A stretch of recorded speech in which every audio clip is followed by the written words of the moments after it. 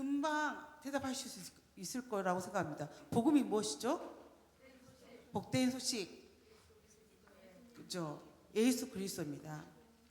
복음은 여러 가지 이야기가 있지만 예수 그리스도의 내용이에요. 그 예수 그리스도 복음이 우리에게 왜 필요한지에 대해서 오늘 목적이 있어야 돼요. 분명히 기억을 하고 계셔야 되고, 또 그 예수 그리스도의 복음이 도대체 무엇 때문에 우리한테 필요한지를 분명히 아셔야 됩니다. 자, 우리가 보면 책 13페이지에 보면 검은 글씨로 다 된 거 보이시죠? 크게 다 같이 읽겠습니다. 시작. 이 세상은 무언가 잘못되었다. 우리는 이 세상에서 스스로 행복하게 살아갈 방도를 찾는 데 실패했다. 어느 시대 어느 곳에서도 사람들은 평화를 누리며 살지 못했다. 그것은 개인적으로나 사회적으로나 마찬가지였고 이는 모두가 동의할 수 있는 사실이다. 인간이 스스로 행복하게 살아갈 수 없다는 사실, 그리고 행복한 세상을 만들 수 없다는 사실은 복음을 요청한다. 이 세상은 진정한 복음, 즉 좋은 소식이 필요하다. 여기서 앉아있는 사람들 중에 저부터 시작해서 행복하지 않고 싶은 사람은 한 명도 없어요. 누구나 다 노력을 해요. 누구나 최선을 다합니다. 그런데도 우리 안에는 왜 행복하지 않는 마음을 갖고 있는지, 이게 우리한테 궁금한 증거 중에 하나죠. 그래서 복음이 있는 존재의 목적이에요. 그래서 우리가 왜 복음이 있어야지만이 내 안에 이 뭔가 충분하지 않은 감정, 충분하지 않은 상태, 이것들을 발견해 나갈 수 있다는 거죠. 그게 말씀의 주제의 말씀이 마태복음 13장 44절 말씀입니다. 자, 다 같이 읽겠습니다. 시작. 천국은 마치 밭에 감추인 보화가 같으니 사람이 이를 발견한 후 숨겨두고 기뻐하며 돌아가. 아멘. 저도 띄워주면 좋겠어요. 뒤쪽에도. 자, 이 말씀을 읽고 나서 포인트가, 여러분들은 천국이라고 생각할 수 있는 단어가 떠오르겠고, 두 번째는 보아라는 단어를 떠오를 수가 있어요. 근데 저한테는 다른 단어가 더 크게 와닿아요. 그게 뭘까요? 기쁨입니다. 여러분, 반드시 이 복음을 들으시고 여러분들의 마음속에 기쁨이 충만하길 바랍니다. 예수 그리스도를 복음을 받아들인 순간 우리의 마음은 기쁨으로 충만하게 됩니다. 천국은 밭에 감추인 보화여서 세상 사람들이 알 수가 없어요. 보화를 본 사람만이 알 수 있고 세상 사람들은 이해하지도 못하고 알지도 못하고 깨달지도 못합니다. 그렇지만 보화를 본 사람만이 반드시 자신의 마음에 기쁨이 넘칩니다. 세상 사람들이 말할 거예요. 어떤 멍청한 사람이 저 밭을 사지? 어떤 저 멍청한 사람이 자기 전 재산을 팔지? 어떻게 저기 멍청한 사람이 자신의 전 인생을 바치지? 세상 사람들은 절대 알 수 없어요. 근데 천국의 보화를 가진 사람은 세상 사람들의 말에 휘둘리지 않습니다. 왜 그러냐면 그 보화를 받고 자기의 마음이 기쁨이 충만하니까 누가 무슨 말을 해도 제 마음이 상하지가 않습니다. 우리가 지금 오늘 말씀하고는 그게 상관이 없을 수 있지만, 우리가 신앙생활을 하다 보면 여러분들의 모습 속에서 기쁨을 잃어가는 것들을 볼 수가 있습니다. 여러분들의 기쁨이 잃어버린 이유는 첫 번째, 말 때문입니다. 사람들의 말, 목회자의 말, 사모의 말, 리더의 말, 자녀의 말, 성도들의 말을 가지고 여러분들의 마음이 보화를 잃어버리고 마음을 상하고 기쁨을 잃어버린 것들을 제가 이 목회를 현장에서, 아니면 어렸을 때부터 지금까지 예수를 믿으면서 숱하게 본 현장이에요. 왜 말에 대해서 이렇게 마음을 상실하냐면, 오늘 목사님이 설교하시다시피 사단은 거짓말장이고 이간질한 자고 수군수는 자고 없는 것을 거짓으로 대서 관계를 깨는 자입니다. 우리의 관계를 깨는 것은 가장 큰 포인트는 항상 말입니다. 교회를 무너뜨리는 거 말입니다. 목회자와 관계를 끊어버리는 거 말입니다. 하나님과 나 사이의 관계를 끊어버리는 거 말이에요. 이 말은 항상 내 안의 보화를 잃어버린 자처럼 삽니다. 그런데 중요한 건요, 오늘 보화를 가진 자는 어떠한 것에도 기쁨을 빼앗기지 않습니다. 여러분의 마음속에 이 예수 그리스도를 통한 보화가, 천국이 소유되기를 바랍니다. 여는 대안은 우리가 너무 간단하기 때문에 넘어가고요. 깊이 들어가기 위해서 첫 번째 무엇이죠? 인류의 복음이 필요합니다. 첫 번째 다시 시작. 왜 인류에게 복음이 필요하냐 이거죠. 오늘 공과에서 더 읽어보시면 인간은 행복을 위해 다양한 시도를 해왔죠. 맞아요. 과학자들, 정치인들, 사업가들, 교육계의 사람들, 그리고 부모인 우리들도 가정에서 행복을 위해서 다양한 노력을 했죠. 그렇지만 정치가들은 자신의 통치 체제를 통해서 더 나은 세상을 구현하라고 했죠. 지금 이재명 대통령도 했죠. 그리고 여러분 놀랐겠지만 윤석열 대통령도 나름대로 자신의 좋은 세상을 만들기 위해서 노력을 했습니다. 이명박 대통령, 박근혜 대통령, 우리 노무현 대통령, 김대중 대통령 모두 다 자신의 사명을 가지고 노력을 합니다. 그렇지만 공감이 안 되고 이해가 안 되는 것들이 있을 뿐이지 다들 자신들이 시도를 해봐요. 그렇지만 더 나은 세상을 구현할 수 없습니다. 이재명 대통령이 지금까지 좀 더 나았다고 생각해도 그분도조차도 이 세상을 정의 사회를 구현하지 못합니다. 구현했다면 우리 이 세상은 복음이 필요 없게 됩니다. 그렇지만 여러분 잘 아셔야 돼요. 정치관들이 좀 더 우리 편에 서서 좀 더 나은 걸 뭔가를 할 수 있겠지만 좋은 체제를 정의를 구현하지는 못합니다.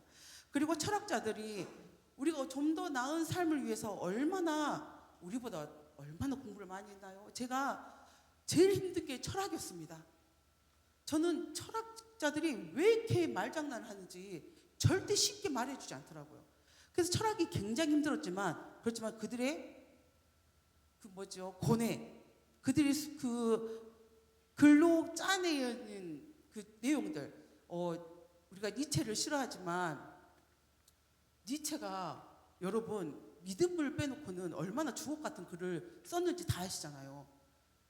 니체를 보면서 인간관계도 배우고 사회성도 배우고 이 경제관념도 배우고 다 배우잖아요. 그렇지만 니체는 결국 신은 죽었다 함으로 인해서 우리가 아예 안 읽고 있잖아요. 그렇지만 그 니체조차도 자신이 이 사회를 좀 더 나은 삶을 통하여 나아가고자 했지만 그는 신은 없다 하고 자살해서 죽어버렸습니다. 우리에게 많은 조언을 해줬지만 우리에게 많은 지금도 인간관계에 필요한 메시지들, 이 사회성이 필요한 메시지들을 전해줬지만 정작 자기는 자살하고 말았어요. 그게 왜 그러겠어요? 그 학문이 그를 구원할 수가 없는 거예요. 그 학문이 그를 행복하게 만들어줄 수 없는 거예요. 안 그랬으면 자살할 이유가 없죠. 그리고 세상에서 우리의 모든 문제를 다 갖고 있어요. 모든 문제. 근데 성경 말씀에 로마서 1장 16절 상반절에 다 같이 암송하고 계시긴 하겠지만 시작.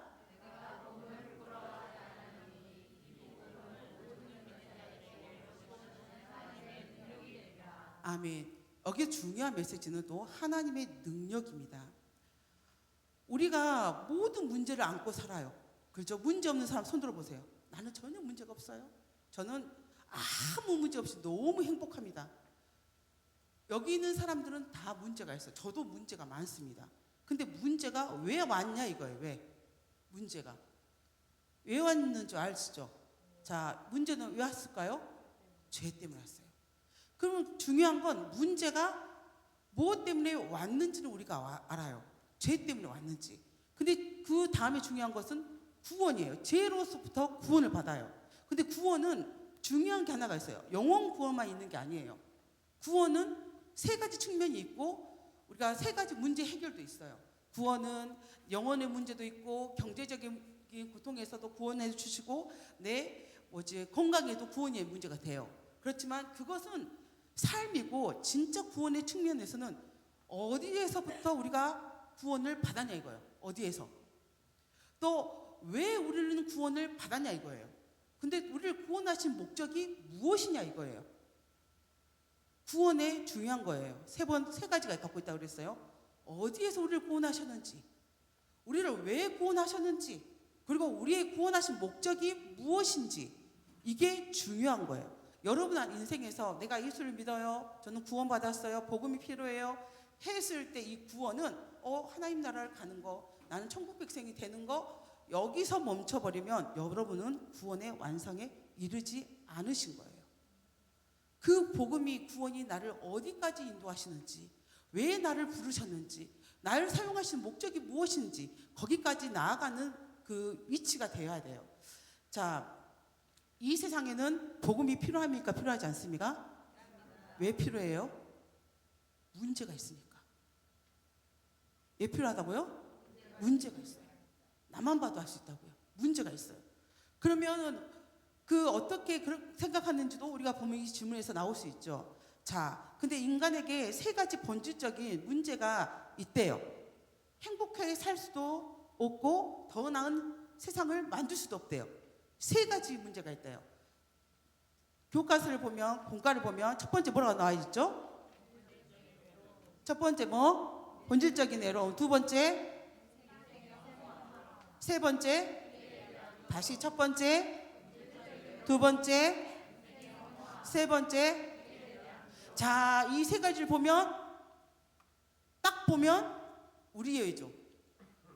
우리가 왜 결혼합니까? 여러분 생각보다 결혼하는 이유가 있잖아요. 왜 결혼한지 아십니까? 외롭지 않으려고. 여러분 왜 연애하신 줄 압니까? 외롭지 않으려고. 그런데 결혼을 했습니다. 연애를 했습니다. 나 안 외로워요 한 사람. 저는 진짜 결혼을 했더니 완벽하게 나의 외로움을 채워버렸습니다. 저는 하나도 외롭지 않습니다. 이거 있습니까? 자, 인생의 허무함. 저는 인생의 허무함 우리 김장윤 권사님 통해서 배웠어요. 우리 김장윤 권사님이 남편이 있는 것 같지 않은 존재로 평생 우리를 키워서 과일 장사를 하시면서 노상에서 과일 장사하면서 키웠습니다. 그분의 꿈은 자기가 사남매를 빨리 공부를 가르치고 결혼시켜서 쉬고 싶은 것뿐이었어요. 일평생 꿈은 너무 고단하니까. 그랬는데 이제 칠순잔치를 합니다. 60에 마무리 다졌어요. 칠순잔치를 하는데 이제 우리 어머니의 형제들 다 불렀어요. 딱 잔치를 해요. 그럼 우리 엄마가 일평생 꿈이 뭐였어요? 사남매를 다 학교를 끝마치고 결혼을 시키는 거였습니다. 근데 자기 생일잔치에 사람들이 너무너무 기뻐해서 왔는데 우리 어머니 입에서 첫 마디가 이거였어요. 너무 허무하다. 나 너무 허무하다. 내 인생 다 어디로 갔냐? 나 너무 서럽다. 생일잔치였어요. 생일잔치였는데 나는 남은 게 하나도 없다. 자녀가 남았잖아요. 사남매가. 그런데 우리 엄마는 칠순잔치에 그 기쁜 잔치에 우시면서 나한테 막내 내 이름도 몰라요. 솔직히 말하면 우리 엄마는 내 이름도 모르고 컸습니다. 내 이름이 뭔지 아세요? 아가야입니다. 여러분 우리 엄마는 일평생 내 이름을 불러본 적이 없어요. 아가야 아가야. 제가 그렇게 귀함 받고 컸어요. 아가로. 그렇게 귀한 존재입니다. 제가. 여러분 믿으실지 모르겠지만 우리 엄마는 내 이름이 은미란 것도 몰랐어요. 평생 아가라밖에 안 불러봤기 때문에. 그런 나에게 70대도 이랬어요. 아가야 나 인생 너무 허무하다. 나 너무 슬프다. 나 너무 억울하다. 뭐라고요? 억울하대요. 자녀가 4명이 남았는데도 억울하대요. 자기 자신이 무가치하대요. 자기가 이렇게 뼈 빠지게 고생했는데 남은 게 하나도 없대요. 그러면서 칠순을 맞추셨어요.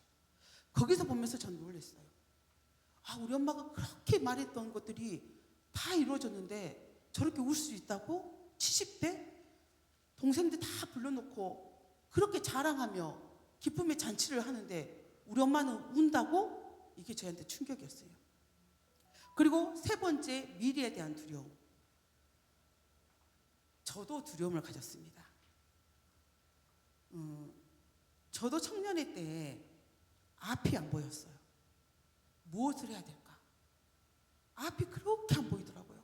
여기 앉아 계신 분들은 공부를 잘하셨는지 모르겠지만 저는 공부도 그렇게 잘하지도 않았습니다. 앞이 안 보였을 때 할 수 있는 일은 아무것도 없어요. 그런데 저만 그런 줄 알았더니 내 딸을 키워보니까 내 딸들이 대학교 2학년이 되면 1, 2학년이 되면 다 울면서 나한테 오더라고요. 나한테. 고등학교 때는 안 울었거든요. 대학교 1, 2학년이 되면서 오더라고요. 엄마, 제가 뭘 해야 될지 모르겠어요. 제 길은 보이지가 않아요. 저는 막혀있는 것 같아요. 내 주변에 똑똑한 애들이 너무 많아요. 저는 밀어내요. 저는 아무것도 할 수 없어요. 하고 울면서 이야기를 했어요. 그래서 저는 뭐라 했냐면 나도 앞이 안 보이는데? 저는 그랬어요. 나도 앞이 안 보이는데? 그게 나한테 답을 달라는 거예요. 나도 앞이 안 보여. 나도 청년의 때에 앞이 보였던 적은 한 번도 없어. 그런데 오늘 하루 말씀대로 믿은 대로 그냥 살아내는 것뿐이야. 오늘 하루 그냥 말씀대로 믿음으로 살아냈더니 그게 내 인생이 되었어. 그냥 오늘 하루 말씀대로 살아. 오늘 하루 이렇게 너의 믿음대로 살아. 우리 둘째가 큐티를 잘하지 않습니다. 그래서 제 둘째한테 그랬습니다. 그래서 큐티를 하는 것이요. 아침에 눈 떠서 큐티를 하고 그 말씀의 조명을 받아서 하루를 이겨내는 거야. 너 스스로는 하루를 이겨낼 수가 없어.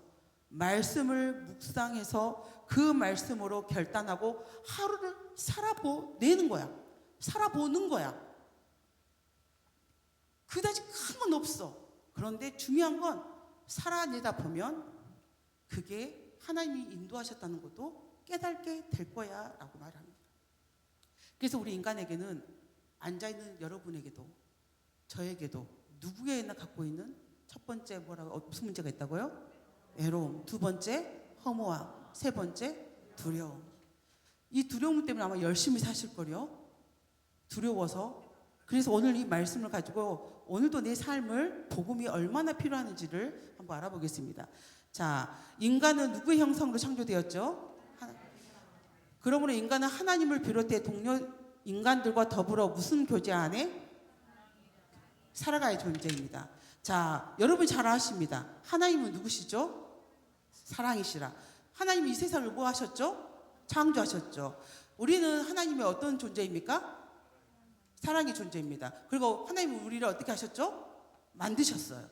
자, 관계 정립을 잘 하셔야 돼요. 하나님은 사랑이신데 우리를 사랑하셔서 우리를 만드신 창조자입니다. 절대 우리는 주인이 아니에요. 잘 기억하시기 바랍니다. 내 인생의 주인은 절대 제가 아닙니다. 우리의 인생의 주인은 바로 하나님이십니다. 왜 그러냐면 하나님께서 우리를 만드셨기 때문입니다. 그리고 우리는 만들어진 존재이기 때문이에요. 자, 성경 말씀 창세기 2장 18절 시작. 하나님 이르시되 사람이 혼자 사는 것이 좋지 아니하니 내가 그를 위하여 돕는 배필을 지으리라 하시니라. 자, 사람이 혼자 사는 게 좋대요, 안 좋대요? 안 좋대요. 저도 한번 독신을 꿈꾼 적이 있습니다. 왜 그랬겠어요? 딱 봐도 연애를 하기도 힘들고 사람이 무섭습니다. 저는 그렇게 사람이 무섭더라고요. 친해지는 게 너무 힘들어요. 고개 끄덕이 사람들 다 저랑 같은 사람이죠. 너무 힘들어요. 그래서 쉬운 방법이 뭐였냐면 결혼하지 않기로 결정짓는 거예요. 혼자 사기.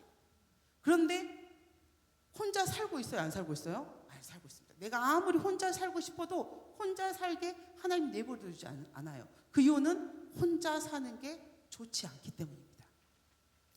이 말씀을 하신 이유는 사람은 혼자 살 수 없어요. 결혼은 안 할 수가 있어요. 그렇지만 혼자 살지는 않습니다. 누군가가 같은 사람으로 삽니다. 근데 이런 메시지를 주신 이유는 하나님은 우리랑 같이 살고 싶기 때문에 이런 존재로 만들었어요. 사람은 절대 하나님 없이 혼자 살 수 있게 만들지 않으셨어요. 그래서 하나님은 우리랑 사랑의 관계 안에 있기를 항상 원하셨어요. 그래서 하나님은 그 관계를 눈에 보이는 존재로 가족이라는 존재를 만들었어요. 가족이 쉽지는 않습니다. 저희 집은 굉장히 잘 싸우는 집안이죠. 여러분이 다 알다시피 저희는 전쟁을 치릅니다. 항상. 그렇지만 저희는 헤어지지 않습니다. 우리는 의견을 나눌 뿐입니다. 그런데 우리 가족은 우리가 어렵고 힘들었을 때 든든한 버팀목이 되어줍니다. 이 가족을 통해서 때로 하나님을 바라봅니다. 하나님 말씀대로 산다는 게 너무 힘들 때가 많아요. 그래서 그 하나님 말씀 앞에서 늘 우리는 조아리듯이 따지듯이 기도하듯이 고백을 합니다. 그렇게 하지만 하나님은 버리지는 않습니다. 그 하나님은 가족을 통하여서 하나님이 우리와 함께 하신다는 것을 보여주고 싶어 하죠. 그런데 하나님은 우리와 함께 하고 싶어 하시는데 우리는 그 하나님을 버려요. 여기서 이종필 목사님은 그 단어를 인간이 반역을 했다라는 말을 씁니다. 충격적인 단어지 않습니까? 반역. 여러분 하나님을 반역한다고 살아본 적 있으세요? 나 하나님을 반역해. 나 반역해. 이런 생각을 한 번이라도 해본 적 있어요? 여러분 자신들한테 착한 병을 갖고 계신 겁니다. 여러분 스스로 착하게 점수를 매기고 계신 거예요. 그런데 하나님은 우리를 반역하듯이, 반역자들은 사형밖에 없어요. 아시죠? 그 나라를 지킬 때 반역자들, 역모한 사람들을 살려두는 거 봤어요? 반드시 사형입니다. 우리가 그런데 하나님 앞에 이런 역모를 했다, 반역을 했다는 단어를 써요. 우리가 무슨 역모를 했죠? 아담이 선악과를 먹음으로써 자기가 하나님 된다고 했잖아요. 여러분도 저는 아담이 했어요, 저는 안 했어요, 이렇게 뻔뻔하게 앉아 계실 수 있죠. 저도 그랬거든요. 제가 중학교 때 수련을 갑니다. 그때는 굉장히 뜨거웠어요. 웬만하면 거짓말도 안 하려고 그랬어요. 저 진짜 거짓말, 그때 딱 수련할 동안에 거짓말 안 했거든요. 근데 전도사님이 나는 일평생 나는 거짓말 안 한다고 생각하는 사람 손 그랬어요. 제가 당당하게 손을 들었습니다. 당당하게. 왜? 나는 지금 예수를 믿고 거짓말 안 하기로 마음을 먹었으니까. 그래서 당당하게 손을 들었습니다. 그랬더니 전도사님이 뭐라고 하는지 아세요? 거짓말하지 않는다는 자는 다 거짓말쟁이라는 성경 말씀 있죠. 그걸 딱 읽어주는 거예요. 근데 제 마음이 어쨌겠어요? 굉장히 불쾌했습니다. 전도사님이 뭘 안다고? 전도사님이 나를 어떻게 안다고? 내가 지금 어떤 결단과 어떤 마음의 자세를 살고 있는데 전도사님이 뭘 한다고 나한테 거짓말쟁이라고 하지? 라고 생각을 했어요. 만약에 어렸던 제 마음처럼 여러분은 하나님 앞에 역모를 했어요. 반역을 했어요. 나 한 적이 없는데? 그렇게 저처럼 생각할 수 있어요. 그렇지만 우리는 아담 아래 모든 씨를 갖고 왔기 때문에 여러분의 인생을 비춰보세요. 인생을 비춰보세요. 얼마나 때때로 말씀을 거역하고 살았는지, 얼마나 말씀 때문에 분노하고 살았는지, 얼마나 말씀 때문에 순종하기 힘들어서 화를 냈었는지 생각해보세요. 그게 그겁니다. 그게 그거예요. 내가 반역하고 있다는 증거. 그게 그거예요. 나는 반역하고 있구나. 그래서 창세기 4장 23절 보면 라멕이 나옵니다. 라멕의 시작.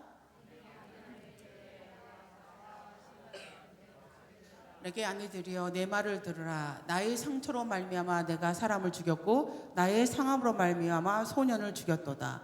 자, 라멕을 잘 아십니다. 라멕은 어떤 사람이죠? 살인자입니다. 이 사람은 살인자여서 이제 두려워서 자신의 성을 쌓는 사람입니다. 그래서 이제 외로움 속에 들어가 버려요. 사람과 관계를 맺고 화목하게 살아야 되는데 이제 사람과 관계를 끊어버립니다. 왜 끊어요? 자신의 상처로, 자신의 상함으로. 여러분, 우리 지체 안에서 우리가 대부분 타인한테 모든 탓을 돌리는데 사실은 내가 인간관계에서 힘든 이유, 내가 사람과의 관계에 힘든 이유는 내 안에 있는 상처와 상함 때문에 그렇습니다. 그래서 때때로는 만약에 제가 우리 아버지한테 상처가 있어요. 제가 우리 아버지한테 상처가 있는데 우리 아버지 내가 너무 싫어한단 말이에요. 그런데 우리 김필환 목사님한테 우리 목사님 뭘 했을 때 그냥 김필환 목사님인데 우리 아빠 모습이 보이네? 나 너무 싫은데? 왜 내가 김필환 목사를 싫어했는지 알겠어. 김필환 목사님 속에 내가 싫어하는 아빠가 있었던 거야. 이렇게 생각은. 근데 사실 그 관점은 나의 상처와 나의 상함 때문입니다. 그래서 이것을 관계를 끊어버리는 거죠. 라멕이 가장 먼저 했던 것은 인간관계를 끊어버린 거예요. 자신의 주변에 사람들을 끊어버리는 거예요. 그런데 말씀하셨다시피 우리는 관계를 끊고 살 수는 없어요. 우리는 되도록 모든 사람과 화목해야 돼요. 될 수 있으면 많은 사람과 사랑하며 살아야 돼요. 원수를 만들면 안 돼요. 왜 그러냐면 원수를 만들고 마음을 상처를 가지고 사람을 대하는 순간 여러분은 그 외로움에서 나올 수가 없습니다. 본질적 외로움 속에 들어갑니다. 그런데 라멕이 왜 이러한 일을 저지르냐 이거예요.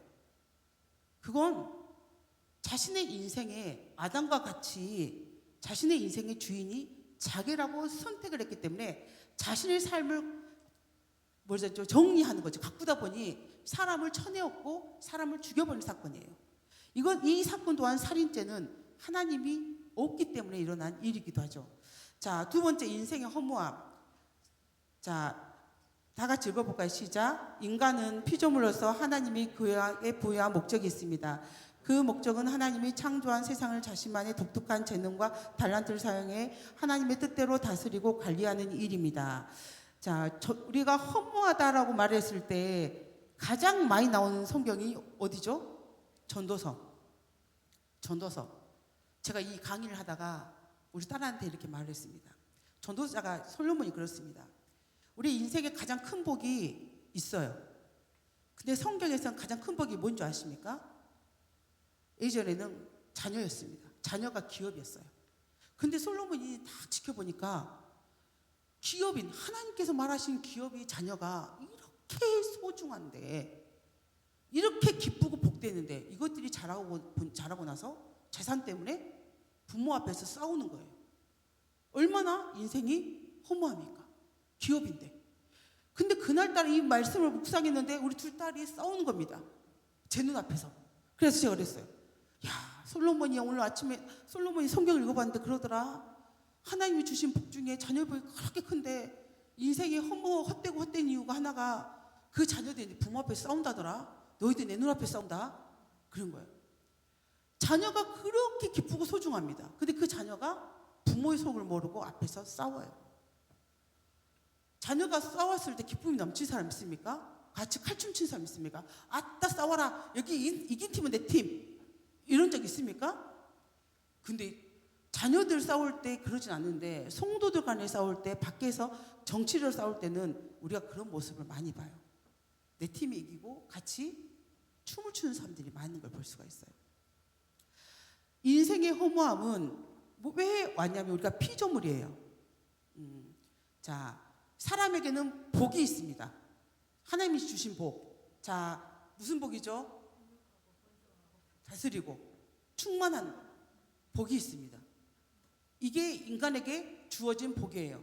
이게 인간에게 주는 목적이에요. 우리에게는 다스리는 복이 있어요. 우리는 생육하고 번성하지만 다스리는 복이 있어요.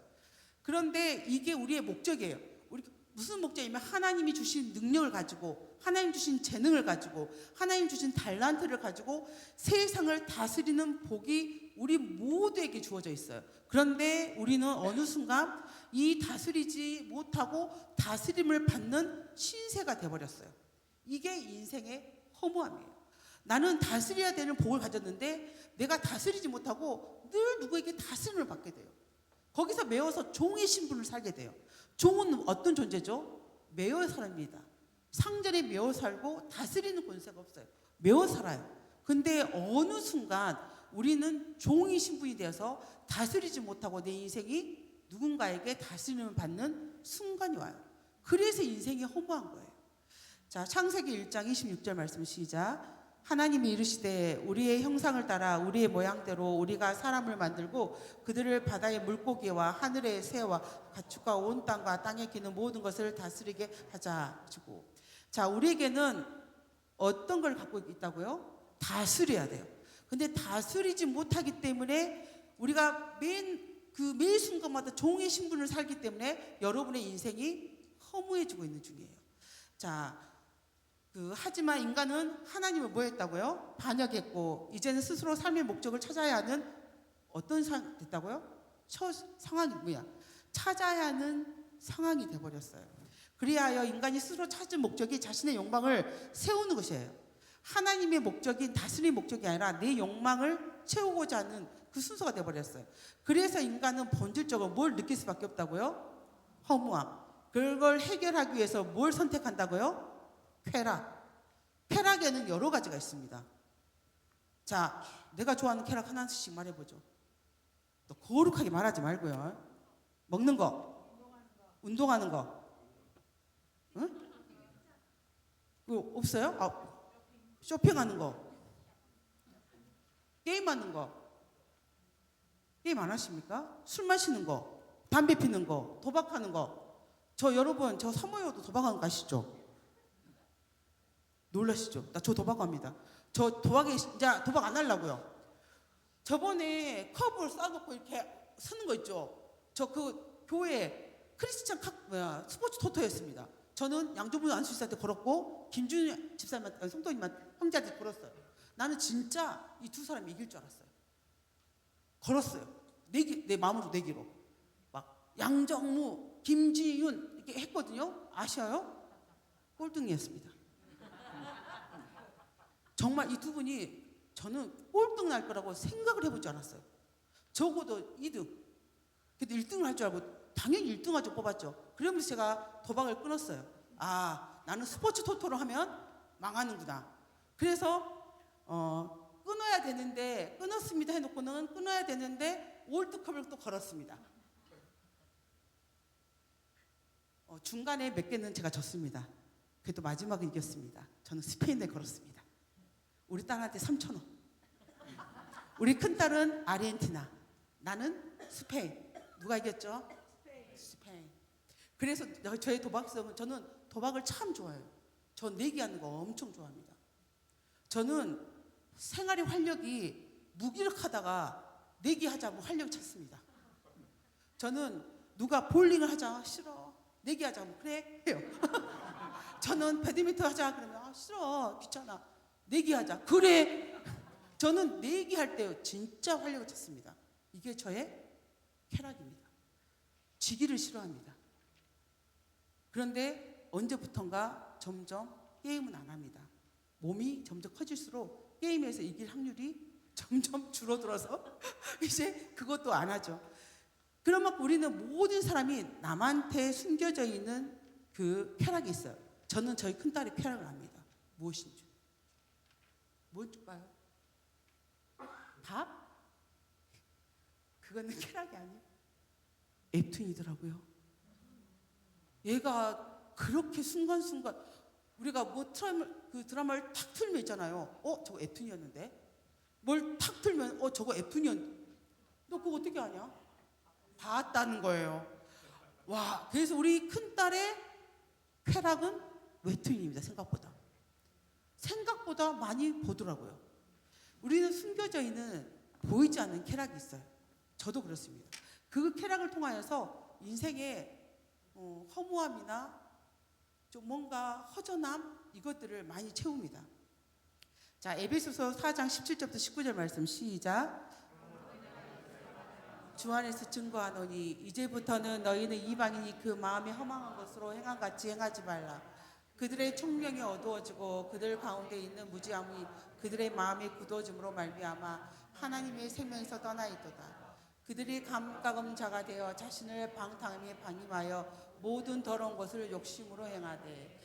자, 오늘 말씀에 보면 하나님에서 생명에서 떠나 있다는 말은 하나님과 관계가 끊어졌다는 거예요. 내가 인생의 피조물인데 내가 창조자처럼 사는 거, 내가 인생의 주인공이 아닌데 내가 주인공처럼 살았을 때, 그랬을 때 생기는 결과가 감각 없는 자가 되어서 자신을 방탕함에 방임을 내버려 둔다는 거죠. 온갖 더러운 것을 행하는 것입니다. 여러분, 생각보다 우리가 하나님 없이 깨끗하게 살 수 있어? 여러분, 그러지 않습니다. 요즘 축구협회 보셨죠? 그렇게 건전하게 게임하는 그곳에서 온갖 더러운 것이 다 있잖아요. 인간은 존재하는 그곳은 하나님이 없으면 다 온갖 더러운 것을 죄를 지을 수 있는 법한 사람이에요. 여기 앉아있는 분도 그러고 저도 그렇습니다. 자, 미래에 대한 두려움 시작. 인간은 피조물이기 때문에 스스로 필요한 것을 공급할 수 없고 오직 하나님의 복 안에서만 필요한 모든 것을 채울 수 있습니다. 또한 인간은 본질적으로 영혼과 내세의 개념을 갖고 있습니다. 하지만 창조주 하나님을 반역함으로 미래에 살아갈 때 필요한 것들과 내세를 보장받을 수 없게 되었습니다. 결국 도저히 해결할 수 없는 미래한 두려움에 봉착해 불행한 삶을 살아갑니다. 자, 우리가 이제 우리의 미래를 보장받을 수 없는 단계가 와 있어요. 여기 앉아있는 모든 사람이, 저도 그러죠. 그래서 생기는 것이 뭐냐면 염려가 생겼습니다. 걱정이 생겼어요. 그런데 우리 예수님께서 이렇게 말씀하시죠. 시작. 그러므로 염려하여 이르기를 무엇을 먹을까, 무엇을 마실까, 무엇을 하지 말라. 이는 다 이방인이 구하는 것이라. 그러면 우리는 염려가 분명히 왔고 우리는 걱정이 분명히 있는데 하나님 배 아래는데 이걸 또 구하지 말아요. 여러분, 구하지 말아요. 이건 이방인이 구하는 거래요. 여러분, 이 말씀을 가지고 어떻게 이해하시고 살아내고 계십니까? 염려가 있는데 구하지 말아요. 구하는 건 이방인이래요. 이 말씀을 어떻게 이해하세요, 여러분들은? 그럼 구하지 말아야 될까요?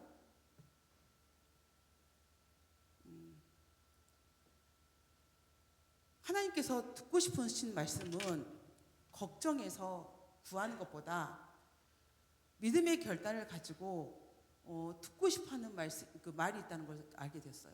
그걸 뭐였냐면 제가 다리를 25년, 24년 10월 마지막에 10월 30일쯤인가 다리를 다쳤습니다.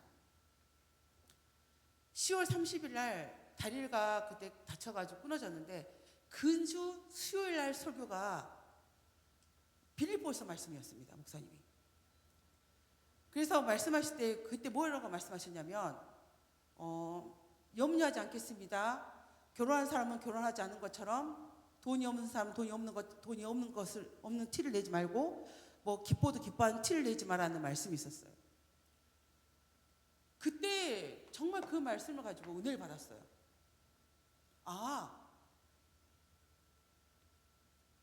결혼해도 결혼한 척을 하지 말라는 말은 우리에게 척을 하지 말라는 거예요. 척, 힘든 척, 외로운 척, 있는 척, 없는 척, 그런 걸 척을 하지 말라는 거예요. 그러면 하나님께 듣고 싶은 말은 힘들잖아요. 염려가 있잖아요. 그랬을 때 하나님께서 하시는 말씀은 염려가 있을 때 이렇게 고백하라는 거예요. 하나님, 저는 염려가 없습니다. 그 이유는 하나님이 나의 아버지가 되시기 때문입니다. 하나님, 제가 결혼해서 너무 기쁘지만 그래도 이것이 내 기쁨이 아닙니다. 제 기쁨은 하나님이 나의 신랑 되시고 아버지가 되시고 남편이 되시기 때문에 가족이기 때문에 저는 기쁩니다. 하나님, 저는 돈이 없습니다. 돈이 없어서 너무 힘들어요. 그렇지만 하나님, 만유의 주이시고 모든 만물을 만드신 하나님이 나의 아버지시고 왕이시기 때문에 저는 돈 때문에 괴롭지 않습니다. 그 고백을 듣기를 원한다는 수요일 날 설교를 듣고 딱 그 목요일 날 다쳤습니다. 금요일 날. 그러고 나서 다쳤을 때 저는 그렇게 고백했어요. 하나님, 저는 아프지 않습니다. 하나님, 저는 아프지 않습니다. 하나님, 저는 견딜만 합니다. 견딜 힘을 하나님이 주실 걸 믿기 때문에 저는 괜찮습니다. 그래서 1년을 버텼습니다. 근데 진짜 희한한 것은 그렇게 고백할 때는 진짜 안 아파요. 여러분, 제가 왜 수술 안 하고 버텼겠어요? 진짜 안 아파요. 우리 작은 딸이 오늘 물어보더라고요. 민기아 권사님 생각하면서 엄마, 슬기를 뛰면 며칠 동안 아파요? 그러더라고요. 사람마다 다르지? 저 뛰었잖아요. 나는 그 다음날도 괜찮던데? 그랬어요. 그러니까 우리 얘 딸이 와, 엄마 대단하다 이런 거예요. 아니, 나는 하나님이 그걸 버틸 만한 힘을 주셨어요. 저는 그렇게 생각하거든요. 왜냐면 저는 그때 개척한 지 얼마 안 됐었어요. 바로 토요일이었어요. 주방봉사를 했어야 돼요. 차량 운행을 했어야 돼요. 여러분 알다시피 혜성이 제가 그런 거 아시죠? 주일날 혜성이를 제가 그 2살짜리를 업고 있었습니다. 수술하고 배로. 그래서 김장희 보사님 막 소리 들었어요. 내려놔! 기억나십니까? 엄청 속상해가지고 내려놔! 어제 태어난 애가 왜 안고 있어? 막 이랬거든요. 너무 속상했어요. 나는 괜찮았거든요. 저는 괜찮았어요. 진짜 저는 괜찮았어요. 근데 그게 뭐냐면 하나님의 능력이 나한테 있었다 그랬어요. 하나님이 견딜만하고 할 수 힘을 나한테 주셨다. 우리 주연이가 힘들어합니다. 자기는 2주 동안 아팠거든요. 슬개가. 나는 안 아팠다 하고 지는 아팠다 하니까 자기 믿음 없는 것 같이. 당연히 그럴 수밖에. 그때 당시 주연이는 믿음이 없었습니다. 진짜예요. 주연 진짜 믿음 없었어요. 저분을 내가 우리가 차량 운행을 수안지구까지 매주마다 차량 운행했어요. 근데 한 달에 한두 번밖에 교회 안 나왔습니다. 그러니 배가 아프니 자기 고통 속에 사로잡을 수밖에 없죠. 아, 그때는 또 교회 나왔구나. 말씀량이 그러죠. 그렇군요. 하여튼 그래도 저는 고통스럽지 않았습니다. 이게 하나님이 염려하지 않는 우리의 자세이지 않을까 싶어요. 하나님은 그 우리가 어려운 환경 속에서도 그 하나님 창조자 하나님을 기억하고 염려하지 않는 그 믿음을 보기를 굉장히 원하신다는 것을 알 수가 있어요. 그렇다면 우리가 광야 시대의 사람들을 탓하지 않죠. 그들만큼 억울할 사람이 어디가 있어요? 그들만큼 힘들 사람이 어디가 있어요? 그런데 그들은 염려 때문에 울부짖었고 불평을 말했고 한탄했지만 하나님은 그들을 야단친 걸 볼 수가 있어요. 징계하는 걸 볼 수 있어요. 그럼 하나님이 진짜 염려해서 야단쳤을까요? 아니죠. 염려가 있다는 걸 아셔요. 하나님도. 걱정이 너희들한테 있는 거 아셔요. 너희들한테 슬픔이 있다는 것도 알아요.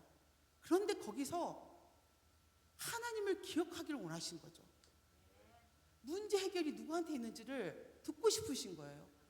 우리 고백에서 그걸 다른 말로 한다면 찬양이라고 해요. 여러분, 기도로만 하시는 게 아니라 기도가 찬양이 되게 하셔야 돼요. 아, 나 힘들어. 하나님 나 도와주세요. 나 도와주세요 하면 그 기도는 끊임없는 인간된 기도로 가버려요. 근데 내가 염려와 걱정과 근심과 슬픔 위에 있을지어도 하나님을 찬양할 때 그 마음속에 외롭고 힘들고 두려웠던 것들이 사라지고 기쁨이 충만하게 됩니다. 그렇다고 해서 저한테 염려가 없는 건 아닙니다. 제가 그렇다고 해서 두려움이 없는 거 아닙니다. 그렇지만 저는 아침에 두려움이 엄습하고 때때로 염려가 엄습할 때마다 계속 고백합니다. 여호와는 나의 목자시니 나는 두려움이 없습니다. 여호와는 나의 목자시니 저에게는 염려가 없습니다. 여호와는 나의 목자시니 제게 슬픔은 자리 잡지 않습니다. 여호와가 나의 목자시니 반드시 하나님이 나를 통하여 하실 일을 하십니다. 저는 하나님 안에서 쉽니다. 저는 하나님이 인도하신 그곳에서 안식을 얻습니다. 하나님은 분명히 저를 의의 길로 인도하실 것이고 저를 오르고 바른 길로 인도하셔서 하나님이 나를 통해 살아계시고 하나님 나를 통해 역사하신다는 것을 많은 사람들을 통하여서 알게 하실 것입니다. 하나님은 내가 엄청난 고통 가운데 있고 두려움 속에 사로잡혀 있다 할지라도 저를 막대기와 지팡이로 나를 지키시면서 반드시 저에게 상을 입히시는데 하나님, 저는 영원한 하나님 나라에서 그 기쁨을 누릴 것을 믿습니다. 그렇지만 하나님, 저는 여기서도 기쁩니다. 하나님, 저는 여기서도 행복합니다. 저는 하나님 여기서도 하나님 한 분을 인하여서 염려를 이겨내고 살아내는 방법들을 내 가족들한테, 내 자녀들한테, 내 주변 사람들한테 고백하며 나가겠습니다. 내가 살아내 보겠습니다. 하나님이 나에게 능력을 주시기 때문에 저는 걱정하지 않습니다. 저는 그 능력이 나한테 오지 있다고 생각하지 않습니다. 오늘 이 자리에 설 때도 여러분 생각한 것보다 아시죠? 저 잠 못 잤습니다. 며칠 동안. 엄청 염려했습니다. 엄청 걱정합니다. 그러면서도 또 밤새 고백하기를 나는 아무 능력이 없습니다. 하나님이 하십니다. 저는 그 하나님을 찬양하기를 원합니다. 그 고백으로 나오죠. 여러분 안에서도 염려가 있고 걱정이 있고 두려움이 연습할 때 먼저 하나님을 높여주시기를 바랍니다. 하나님의 이름을 높이시길 바랍니다. 그 하나님을 높이셨을 때 하나님께서 어떻게 역사하실지, 어떻게 길을 여실지, 어떻게 그 사막에 물을 내실지 우리가 경험해 봤으면 좋겠습니다. 저뿐만 아니라 여기 앉아 계신 우리 온 성도가 그 경험을 하기를 원합니다. 자, 세 번째, 미래에 대한 두려움 했었죠. 자, 우리 모두는 애로움과 허무함과 두려움을 해결하기 위해 무엇을 살아간다고요? 정욕과 탐욕으로 살아갑니다. 그리고 서로를 불행하게 만드는 사회를 만듭니다. 그렇죠. 다 자기의 정욕대로 자신의 탐욕대로 사는데 희생하고 있는 누군가가 있지 않겠습니까? 힘으로 눌리는 사회, 돈으로 눌리는 사회, 권력으로 눌리는 사회가 되지 않겠습니까? 사회가 점점 악하게 되는 것은 이러한 본질적 문제들이 해결되지 않기 때문입니다. 자, 표를 보시면 하나님은 이 세상을 어떻게 창조하셨다고요? 선하게, 아름답고, 충만하게, 은혜가 넘치고, 기쁨이 넘치고, 사랑이 넘치고 아무것도 해로울 것이 없는 그런 상태죠. 그렇지만 누가 반역을 했어요? 여러분, 나. 우리가 하나님 앞에 반역을 했어요. 어떻게 반역해요? 너무 불편해 하나님. 어떻게 하나님은 좋으시다면서 내 일평생 저를 괴롭히시니까.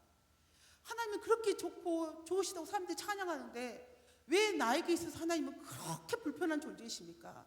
왜 나를 이렇게 괴롭게 하는 존재이십니까? 라는 내 인생의 주인을 나로 삼기 때문에 하나님을 반역하게 되는 것이에요. 그래서 우리가 뭘 잃어버렸다고요? 복. 뭘 잃었다고요? 복. 여러분 복을 너무 사랑하시죠? 복 좋으시죠? 근데 그 복을 잃어버렸어요. 잃었기 때문에 세 가지 문제가 생긴 거예요. 뭐라고요? 외로움, 허무함, 두려움. 이게 복을 상실한 상태예요. 자, 그러면 이것을 해결하기 위해서는 다시 돌아가게 되겠죠. 어디로? 하나님께로. 자, 우리가 답이 나왔어요. 하나님 통치로부터 벗어났기 때문에 발생한 문제라고 나왔어요. 그러면 우리가 원인을 찾아야 되겠죠. 자, 창세기 3장 17절 말씀 시작. 아담에게 이르시되 내가 내 아내 말을 듣고 내가 내게 먹지 말라 한 나무에 먹었은즉 땅은 너로 말미암아 저주를 받고 너는 내 평생에 수고하여 그 소산을 먹으리라. 아멘. 자, 여기서 보면 또 말을 듣습니다. 누구의 말을 듣냐가 중요합니다. 누구의 말? 남편의 말, 아내의 말, 부모의 말, 자녀의 말이 중요하잖아요. 누구의 말을 들어야 돼요? 하나님의 말을 들어야 됩니다. 하나님의 말을 듣지 않고 사람의 말, 이 사람의 말은 다른 말로 안 하면 사단의 말입니다. 오늘 말씀을 설교하셨다는 말씀 기억하시죠? 사탄은 말로 역사한다는 거. 여러분, 사탄 생각한 것보다 막 요동치지 않습니다. 어떤 이중 목사님 그러시더라고요. 야, 기도하려고 뭐 지사 무덤에 올라가지 마라. 사탄도 무서워한다. 이런 말씀 하시더라고요. 여러분들이 무덤이 무서운 게 아닙니다. 귀신이 무서운 게 아닙니다. 진짜 우리 관계를 깨고 우리 교회를 무너뜨리고 하나님을 무너뜨리는 것은 다 말에 있습니다. 자, 근데 그 말이 있는데 그 말을 누구의 말을 듣냐가 중요한 거예요. 이 아내의 말은 하와의 말이고 하와의 말은 사단의 말입니다. 그 사단의 말을 들었기 때문에 우리에게 평생의 수고와 외로움과 두려움과 허무함이 오게 된 겁니다. 그래서 인간은 이 말을, 누구의 말을 듣는 태도를 변화시키는 게 중요해요. 자, 제 본질은 하나님을 반역했기 때문이라고 나왔어요. 그래서 뭐가 생겼냐면 저주를 받게 되었어요. 복을 상실하고 뭘 받게 됐다고요? 저주. 어떤 저주죠? 어떤 저주를 받았죠? 네? 그렇죠. 죽습니다. 죽는 것에서는 소망이 없습니다. 열매가 없습니다. 내가 열심히 일했는데도 그 일하는 게 죽어버립니다. 내가 돈을 모아놨는데도 죽어버립니다. 내가 건강을 열심히 챙겼는데도 죽어버립니다. 내가 생명이 죽어버리면 아무 필요 없잖아요. 내가 아무리 대통령이 되고 왕이 되어도 죽어버립니다. 저주는 우리가 영원히 살지 못하도록 만들어버렸어요. 그래서 내가 열심히 일하지만 이 죽음의 밭에서는 좋은 걸 얻을 수가 없습니다. 내가 여러분 제가 교회 안에서 있잖아요. 저는 제 경험입니다. 저는 한 번도 누군가를 넘어뜨리려고 말해본 적은 없습니다. 놀랍게도. 저는 누군가가 시험에 들겠다 하고 말을 해본 적은 일평생 없습니다. 어렸을 때는 할 수 있었어요. 제가 20대까지는 그럴 수 있어요. 우리 예빈 예인을 보니까 옥이 창창해서 그럴 수 있어요. 그렇지만 제가 사모가 되어서 이 말하면 저 성도 딱 무너지겠는데 그 마음을 가지고 말해본 적은 한 번도 없습니다. 제가 사모입니다. 교회를 세우고 싶습니다. 온전한 교회를 만들고 싶습니다. 그러면 제가 하고 싶을 때 했던 말은 무슨 말을 했겠어요? 교회를 세우고 싶은 말이었어요. 그런데 나는 그런 좋은 마음을, 선한 마음을 했는데 열매는 넘어져 버립니다. 시험에 들어서 넘어져 버립니다. 내가 아무리 좋은 의도를 가지고 믿음을 가지고 사람한테 권면을 했고 상담을 했고 조언을 했는데 그 말의 결과는 넘어짐이었습니다. 전 너무 놀랐어요. 저는 진짜 놀랐어요. 저는 한 번도 내 의도를 가지고 넘어뜨리려고 해본 적이 없습니다. 그런데 나는 정말 기쁨으로 좋은 마음으로 했는데 어느 날 뜬금없이 사모님 그때 그 말 때문에 상처받았어요. 너무 놀라. 내가? 난 그런 의도가 없었는데 사모님 그때 그 말 너무 기분 나빴어요. 내가? 저는 일평생 이런 생각을 살았습니다. 김필환 목사 말이 기분 나쁠 수 있다. 근데 내 말이 기분 나쁘다고? 저는 그러고 살았어요. 진짜 김필환 목사 말은 나도 내가 듣기도 기분 나빠. 근데 내 말이 기분 나빴다고? 이렇게 생각은 해본 적은 있었어요. 근데 내 말에 기분 나빠서 상처받았다는 사람이 생각보다 많습니다. 여러분, 저는 그때 많이 놀랐어요. 내가 아무리 선한 마음을 가지고 좋은 의도를 가져도 나는 좋은 열매를 맺을 수가 없구나, 이걸 알게 됐습니다. 내가 그리스도인의 마음을 가지고 내가 믿음의 열매라고 말하면서 말을 했지만 그 열매는 결코 믿음의 열매가 아니었구나를 알게 됐어요. 그러면 하나님, 저는 도대체 어떤 존재로 서야 됩니까? 저는 뭐 어떻게 사모 역할을 감당해야 됩니까? 말을 하지 말아야 될까요? 권면을 하지 말아야 될까요? 저는 한때 성도를 피해 다녔어요. 아시죠? 일체 안 만났습니다. 왜? 만나면 말이 생겨서. 일체 도망 다녔습니다. 밥 먹자에도 밥 안 먹었습니다. 차 마시자도 차 안 마셨습니다. 도망 다녔어요. 도망 다니면 그곳에 그 사람들이 왔습니다. 또 저 방을 옮기면 저 방으로 왔습니다. 난 하나님 좋지, 저는 어디로 가야 되나요? 집으로 가야 되나요? 막 이렇게 생각해 본 적도 있습니다. 한 번도 저는 하나님, 그러면 저는 사모로서 어떻게 살아야 되나요? 이런 고민을 너무 많이 했어요. 그리스도 또 깨달은 게 뭔지 아십니까? 목회의 주인은 네가 아니다, 이거예요.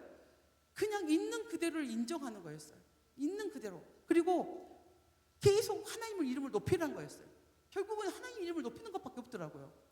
아, 그래, 그래도 하나님은 그걸 통해서 영광 받으시겠지. 옛날엔 조언했습니다. 옛날에는 만약에 장정민 집사한테 이런 말 해본 적이 있지만, 만약에 장정민 집사님, 하나님을 좀 더 신실하게 믿으려면 마음을 부드럽게 해야 되지 않을까? 감정을 버려야지 되지 않을까? 이렇게 말을 했을 거예요. 아마 제가 갖고 왔으면, 너 너무 잘하는데, 또 심각하게 받아주지 말고, 너무 잘하는데 좀 욱하더라. 그 욱하면 다 잃어버려. 좀 참지. 이렇게 말했습니다. 근데 이제 그 말 하지 않습니다. 이 말이 성령께서 쓰시는 말이 아니라 사단이 쓰는 말이 돼서 비수가 되어서 날아가는 걸 볼 수가 있었어요. 그래서 그러니 이제 이렇게 말하겠죠. 장정미사님, 그래도 너를 사랑하신 하나님 대단하지 않니? 그래도 나를 사랑하신 하나님 대단하지 않니? 우리를 쓰신 하나님 대단하지 않니? 우리가 그렇게 나쁜 짓을 많이 했는데도 우리를 돌봐주신 게 대단하지 않니? 이제 그 하나님으로 많이 바꿔야 된다는 것을 알게 됐어요. 옛날에는 제가 조언해야 되는 줄 알았어요. 내 위치가 조언하는 자리인 줄 알았어요. 목사님한테 조언하고 성도들한테 조언하고 이렇게 해야 되는 자리인 줄 알았어요. 그런데 그 자리가 아니라 하나님을 찬양하는 자리라는 거. 내가 내 위치에서 남들보다 좀 더 깊은 찬양을 해야 되는 자리라는 걸 알게 된 거죠. 그래서 우리가 보면 이 해결할 수 없는 문제는 하나님과의 관계 회복이에요. 하나님, 전 하나님 믿어요. 이 정도로 관계 회복하는 게 아니에요. 저한테만 이런 문제가 있을까요? 여러분들한테서 하나님을 자라나는 그 단계가 어디까지 가야 되는지를 한번 생각해 보셔야 돼요. 하나님의 통치를 어디까지 받아야 되는지, 내 삶 가운데 하나님의 통치에 내놓지 않는 것들이 무엇인지 생각해 보셔야 돼요. 내가 이것만큼은 하나님 앞에 내놓지 않습니다. 저 이것만큼은 지키고 싶어요. 이것이 무엇인지를 조명해 봐야 돼요. 반드시 그것이 문제가 되어서 여러분을 외롭게 만들 것이고 두렵게 만들 것이고 여러분을 공허하게 만들 거예요. 이 모든 전적인 하나님의 통치를 받으셔야 돼요. 그래야지만이 우리는 일평생 여기 땅에서 그냥 수고하고 잃어버린 존재가 되지 않아요. 자, 네모박스 어거스틴 읽어볼까요? 다 같이. 저는 이런 거 되게 쑥스럽습니다. 진짜 부끄럽습니다. 다 같이 읽겠습니다. 시작.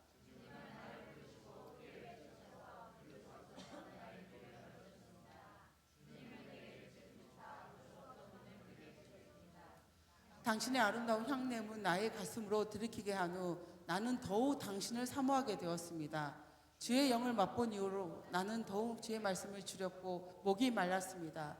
주께서 나를 만지셨고 나는 당신의 평안에 불타올랐습니다. 저는요 이걸 여러 번 읽었습니다. 여러분 읽었습니다. 진짜 많이 읽었습니다. 어떻게 우리 성도님한테 표현할까? 저는 표현 못합니다. 결국은 그거였습니다. 저는 이렇게 부드러운 표현이 어색스럽습니다. 옛날에 교회 찬양할 때 뭐 예수님 만지고 싶고 그 찬양 있죠. 저 그 찬양 되게 혐오합니다. 우리 목사님한테 그 찬양도 올리지 마라 그랬습니다. 나 그 찬양 예수님 만지고 싶어요 막 이런 찬양이 있었고 기억나세요? 저 진짜 그 찬양 싫어합니다. 그만큼 제가 잘 공감하지 못한 부분이 하나예요. 그런데 이건 알아요.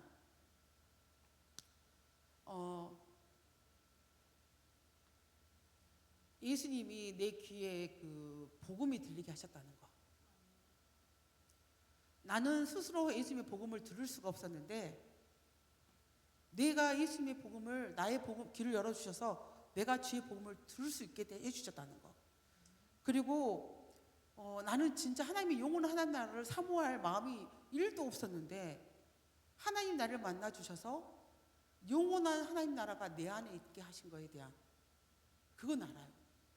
그리고 그 영원한 하나님 나라가 내 안에 있어서 내가 너무 오늘 하루를 살아가고 내 인생을 살아갈 때 너무 기쁨이 넘치다는 거. 이 정도는 이 시를 이분처럼 고백하지 못해도 저는 그 정도는 가지고 있어요. 어느 날 내가 좀 더 성장을 하게 된다면 어거스틴이 고백한 것 정도는 제가 60이 되면 70이 되면 그런 날이 오기를 바랍니다. 그렇지만 이 어거스틴의 고백이 여러분의 고백인 줄은 저는 믿습니다. 자, 여러분한테 이 세 가지 본질적 문제는 언제 느낀 적이 있으시나요? 자, 고백해 주실 분 언제 있었나요? 이 세 가지 문제. 애롭고 허무하고 두려웠던 적은 여러분 언제 느끼신 적이 있었나요? 자, 받들어 총 빨리 손 들어야죠. 고개 숙이지 말고. 그럼 쑥스러운 줄 알고 넘어가겠습니다. 말하기 부끄러운 줄 알고 저는 이 정도는 아량은 있습니다.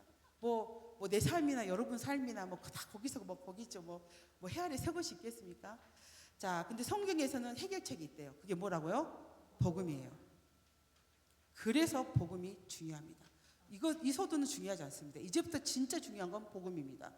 이 복음은 어느 날 갑자기 여러분 앞에서 나타났어요.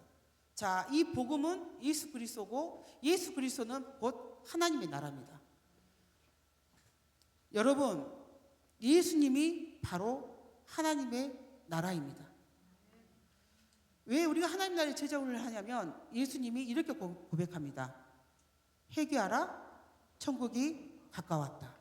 회개하라, 천국이 가까웠다. 회개하라, 천국이 가까이 왔다. 천국이 누구십니까? 예수님입니다. 천국이 예수님이기 때문에 그렇습니다. 그래서 이 복음은 굉장히 중요합니다. 여러분의 주권과 여러분의 나라와 여러분의 권세가 회복되어지는 순간입니다. 자, 구약에서 계시된 복음의 약속 1번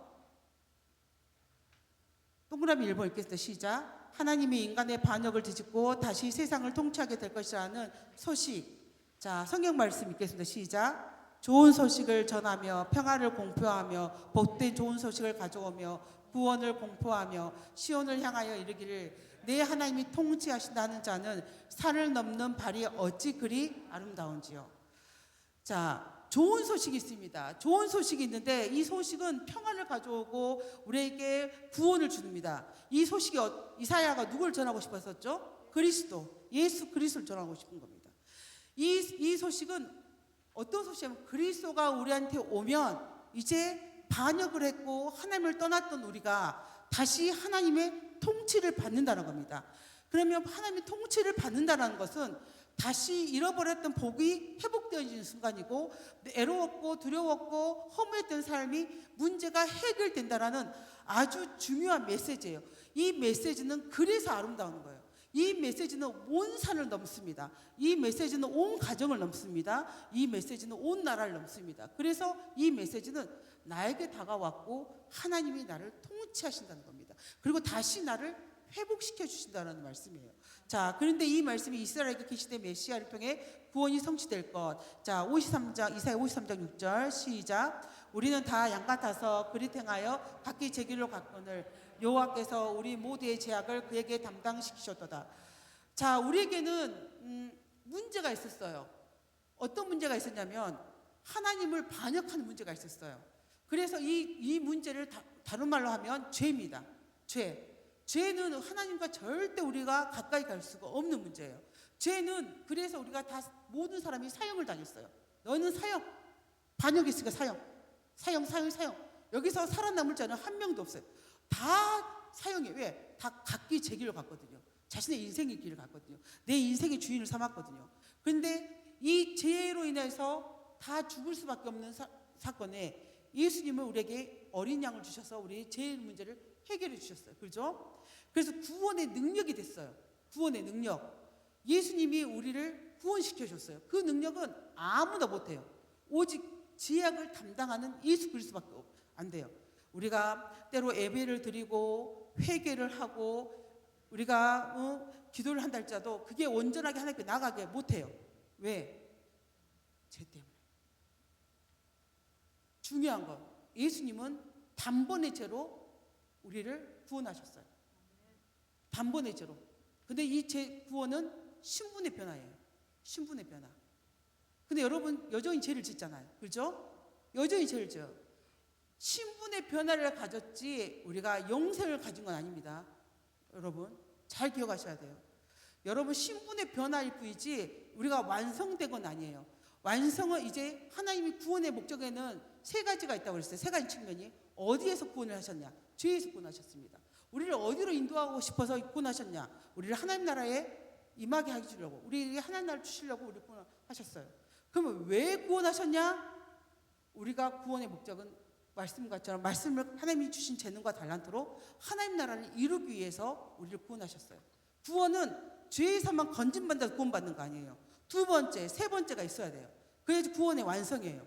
근데 나는 예수 믿어? 이거 끝나면 구원받은 거 아니에요. 여러분 착각하지 마세요. 나 예수 믿어? 아니요. 통치를 받으셔야 돼요. 하나님의 통치를 받으셔야 돼요. 하나님의 통치를 받지 않고 이 세상에 아는 사람은 많습니다. 내 옆에 주변은 우리 지우리는요. 하나님도 알고요. 석가도 알고요. 알라도 알 것입니다. 근데 누구를 믿느냐가 중요합니다. 누구의 통치를 받느냐가 중요합니다. 안다고 해서 구원이 있는 거 아니에요. 여러분 죄에서만 구원을 받았다고 해서 구원의 완성 아니에요. 구원에는 여러 가지 단계가 있어요. 우리가 이번에 아이자에 갔을 때 이 말씀 들으신 분들 기억나시죠? 애굽에서 구원받은 거, 애굽에서 종되었던 삶, 세상에서 구원받은 거 그 구원 아니에요. 아시죠? 그것만 구원 아니에요. 광야를 살아요. 그렇지만 목적지는 어디예요? 가나안이에요. 우리의 목적지는 가나안이에요. 근데 애굽에서 내가 구원받았다. 애굽에서 하나님이 구원과 기적을 봤다. 너무 기쁘다. 감사하다. 여기로 끝인 사람들은 구원 아니에요. 우리는 가나안에 입성을 해야 돼요. 근데 가나안의 입성은 있잖아요. 구약 때는 가나안의 입성이야. 그러면 지금 우리한테는 하나님 나라가 어디 입성이에요? 하나님 나라가 어디 있어요? 네? 크게 이야기하세요. 나도 사실 두렵긴 하더라고요. 목사님이 한번 물어보면 딱 성도들이 다 있는 데서 나온 데 틀렸다. 사모가 돼가지고 너무 창피하더라고요. 그런데 하나님 나라는 어디 있어요? 내 안에 있어요. 하나님 나라는 내 안에 있어요. 그죠? 다 아시죠? 여러분, 하나님 나라는 내 안에 있어요. 내가 가는 그곳이 하나님 나라입니다. 그래서 내가 하나님 나라를 소유했기 때문에 저는 아무 데나 가면 안 돼요.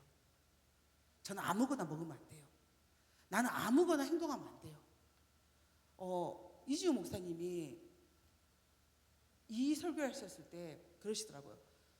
부활의 때에 내가 나와 같이 일으키리라 했었을 때, 일으킬 때 하나님이 우리가 예수 어떻게 부활을 일으키나 할 때 예수님 몸에 우리 몸을 묶으신다고 말씀하시더라고요. 묶어서 일으킬 때 예수님을 일으키는 순간 우리가 스스로 일어서시나요? 아니요. 예수님이 일어서니까 나도 일어선다고 하더라고요. 우리는 예수님과 우리가 묶여진 존재라고 말씀하시더라고요. 내 안에 예수 그리스도가 있어요.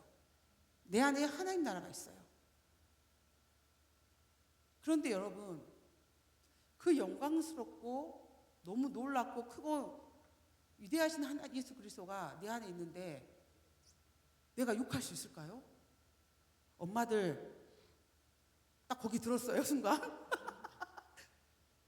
아들 키우기 힘든 거 압니다. 저도 보니까 아들은 키우기 힘들더라고요. 딸만 키워봤는데. 근데 딸 키우는 엄마도 욕 안 한 건 아닌데 엄마들 욕하면 될까요? 욕 나오죠. 내 안에 하나님 있는데 내 입은 하나님 나라가 없다. 이럴 때 이렇게 되기가 있죠. 여러분, 내 안에 거룩한 하나님이 예수 그리스도가 내 안에 있는데 그렇게 하나님이 원하시지 않는 장소로 가야 될까요? 친구들하고 놀게 해야 될까요? 자녀들을?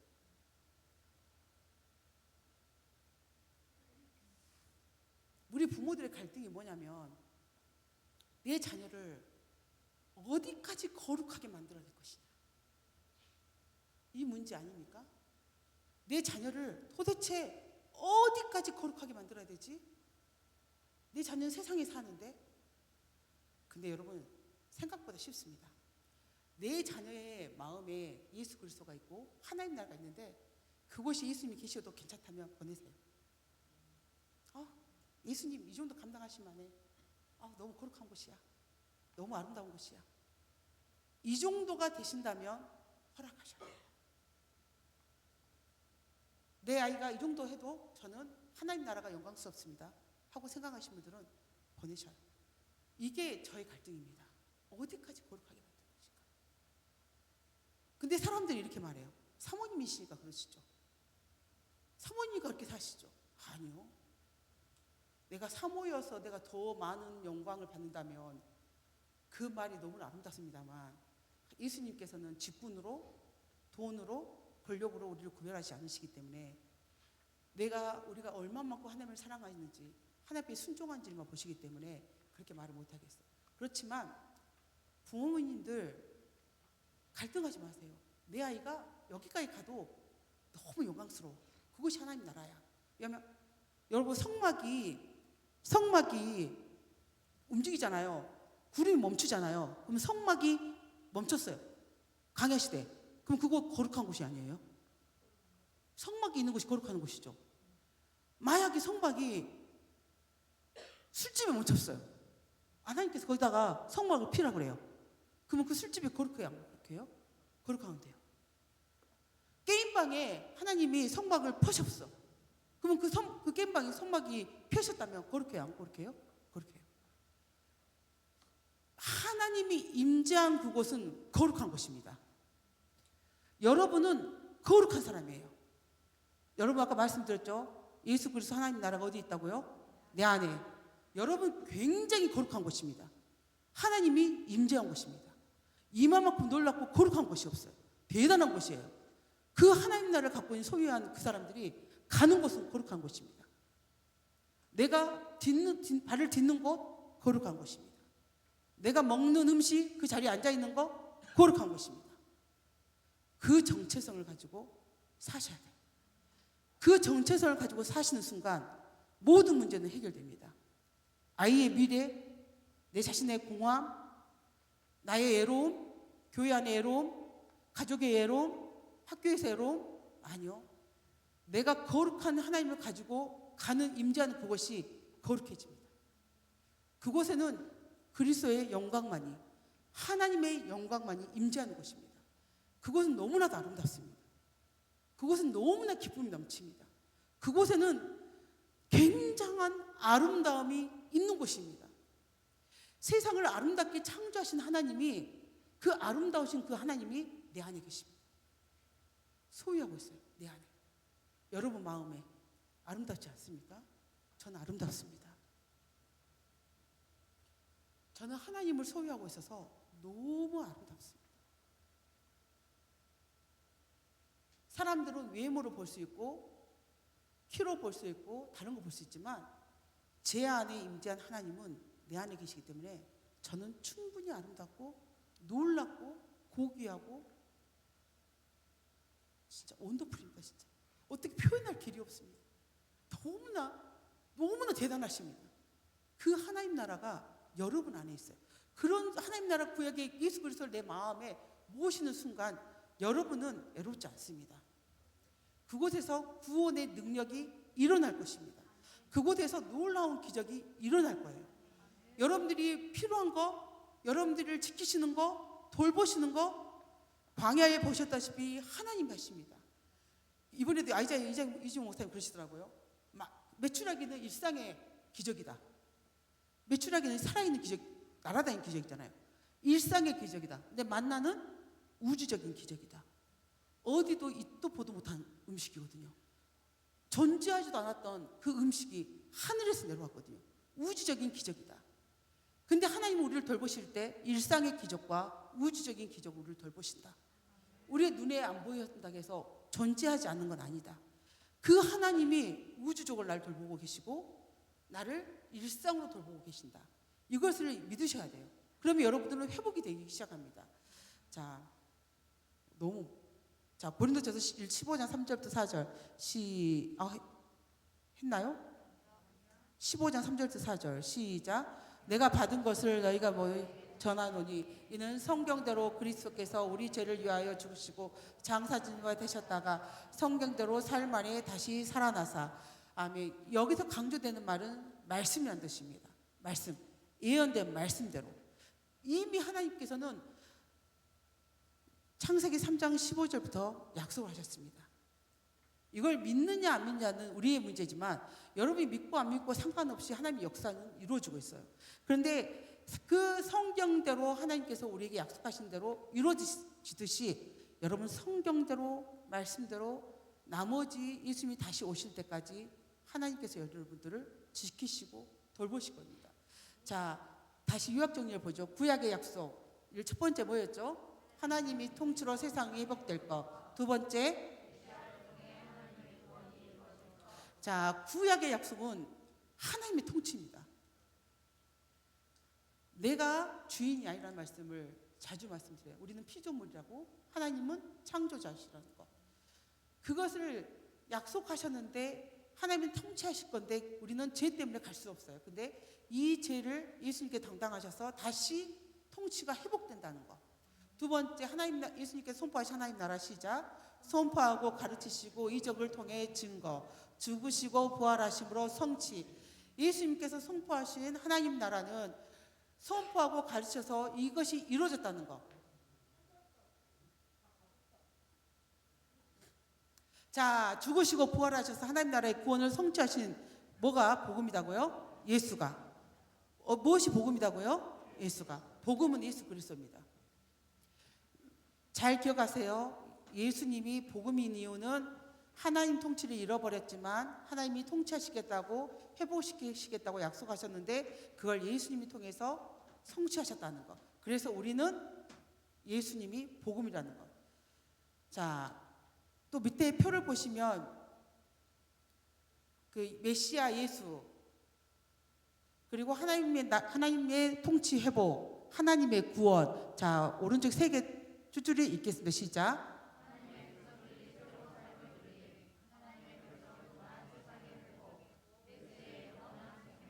자, 하나님의 구원은 이 세 가지라는 것을 기억하시기 바랍니다. 하나님은 다시 우리를 구원하셨을 때 새로운 삶으로 누리기를 원하신다는 거. 이 누린다는 말은 다른 말로 안식입니다. 하나님은 여러분들이 안식하기를 원하세요. 무엇에서부터? 문제로부터. 외롭고 허무하고 두려움에서 휩싸이지 않고 여러분들이 하나님 앞에서 안식하기를 원하신다는 것을 기억하시기 바랍니다. 또 하나님은 백성을 통해서 우리를 통해서 무엇이 회복된다고요? 세상. 우리가 어떻게 세상을 회복시킬 수 있겠어요? 그건 우리가 하나님 말씀대로 통치를 받아야지만 가능해요. 우리가 세상과 거슬린 삶, 다른 삶을 살았는데 거기서 하나님의 역사가 나타날 때 세상이 변하는 거지. 우리가 세상과 교회 안에 복음이 적절한 절충된 선을 맞춰가지고 살면 세상은 변하지 않습니다. 여러분 아세요? 말씀은 세상과 거슬려요. 반대로 가는 거예요. 반대로 가는 건 힘들다고 했잖아요. 반대로 갔을 때 근데 거기서 생명이 있었을 때 세상이 변하는 거예요. 근데 그걸 누가 보여줘야 돼요? 우리가 보여줘야 돼요. 왜? 우리가 하나님 나라니까. 내가 하나님 나라니까. 내가 하나님 나라인데 내가 보여주지를 못해. 이건 말이 안 되잖아요. 내가 하나님을 사랑한대. 내 안에 예수 그리스도가 있대. 근데 나는 보여줄 수가 없어. 왜 못 보여줘요? 통치를 안 받으니까. 그러면 여러분 자신을 점검해 봐야죠. 내가 왜 세상을 변화시키지 못하지? 왜 내가 내 가정을 변화시키지 못하지? 내가 왜 지역사회를 변화시키지 못하지? 내 안에 하나님 나라가 있는데 그걸 물어보셔야 돼요. 그리고 내 안에 생명이 있고 영생이 있다면 이 힘은 놀라운 힘을 가집니다. 어떻게 생명이 죽음한테 지겠습니까? 죽음이 생명한테 지죠. 다 죽는 존재인데 우리는 생명을 가졌는데 이 생명을 가진 자는 힘은 놀라워요. 아이들이 놀랍지 않습니까? 저 그렇게 애들 안 이뻐했거든요. 그냥 순리대로 살다 보니까 아이가 태어난 거지 제가 아이를 겁나 이뻐서 막 키우고 그런 존재는 아니었거든요. 근데 이 나이에 아이를 굉장히 이뻐합니다. 너무 놀라워요. 너무 놀라워요. 누구 듣기 좋으라고 한 소리 아니지만 저는 권이가 아름답습니다.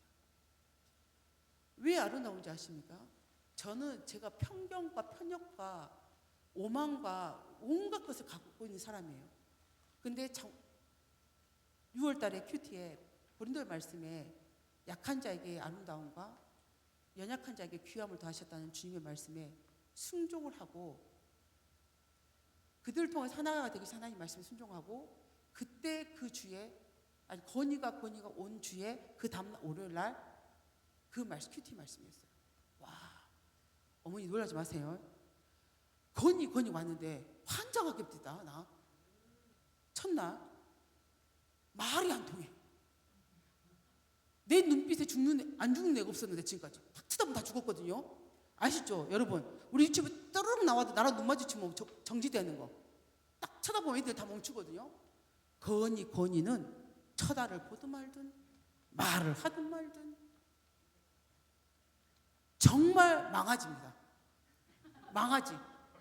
이렇게 날뛸 수가 없어. 나 이런 애를 내 생에 처음 만났었거든요. 그런데 내 마음속에 와 어떻게 감당하지? 첫 번째 그거였어요. 어떻게 감당하지? 어떻게 양육하지?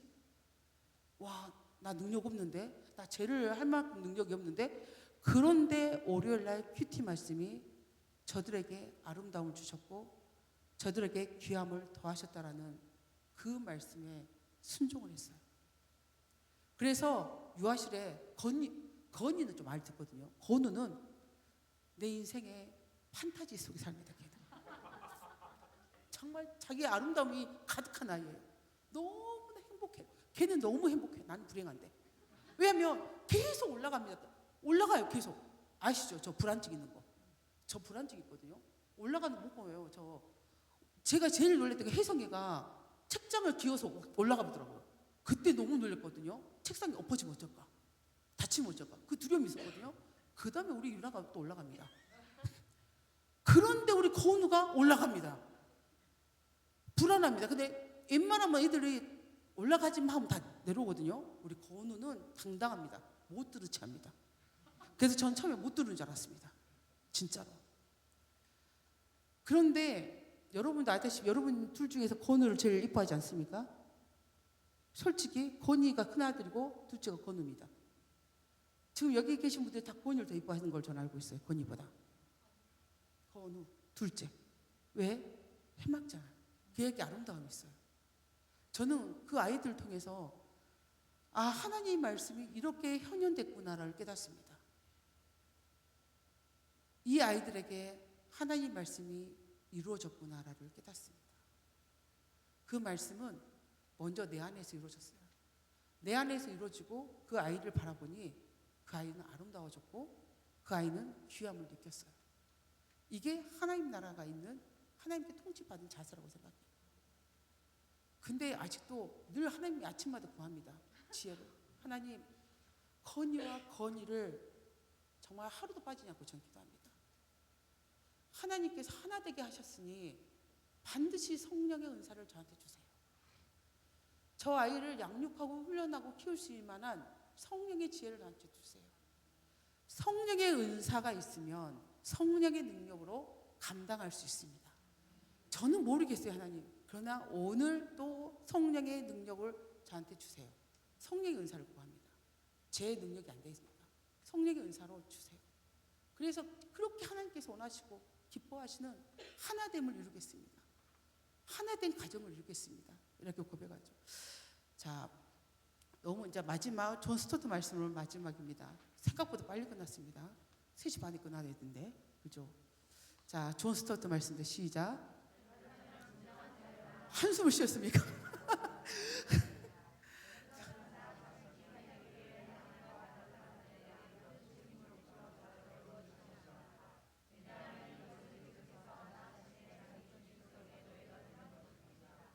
대신 진정한 자유는 하나님과 다른 사람들을 사랑하는 가운데 책임있게 살기 위해 나의 어리석고 하찮은 자아로부터 자유를 얻습니다. 아멘. 자, 오늘 성경에서 제시하는 구원의 방식이 있어요. 예수 그리스도 복음을 받아들여야만 돼요. 복음이 내 안에 받아졌을 때 하나님은 다시 나를 통치하시기 시작하고 그랬을 때 우리는 다시 회복이 이루어집니다. 이 시간 불을 꺼주시고 음악을 틀어줄까요? 오늘 말씀을 생각하셔서 잠시 기도했으면 좋겠어요. 하나님이 복음이 나한테 온 것을 너무 잘 알아요. 아니요, 피아노 음악.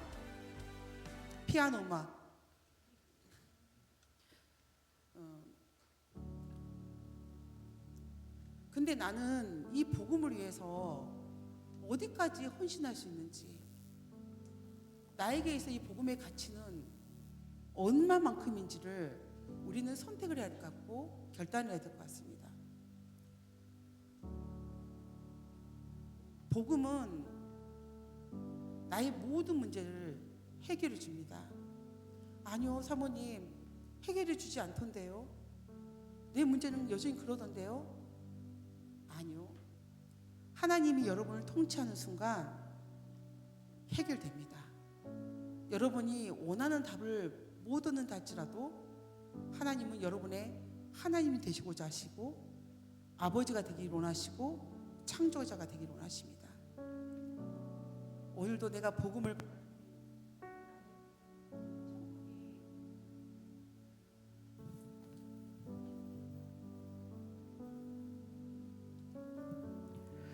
천국이 어디만큼 실현되는지, 천국은 하나님 나라는 완전한데 내가 구분하고 있지 않는지 이 시간 말씀을 생각하고 묵상하면서 잠시 기도하시겠습니다. 음악 좀 더 키워주실래요? 기도하시겠습니다.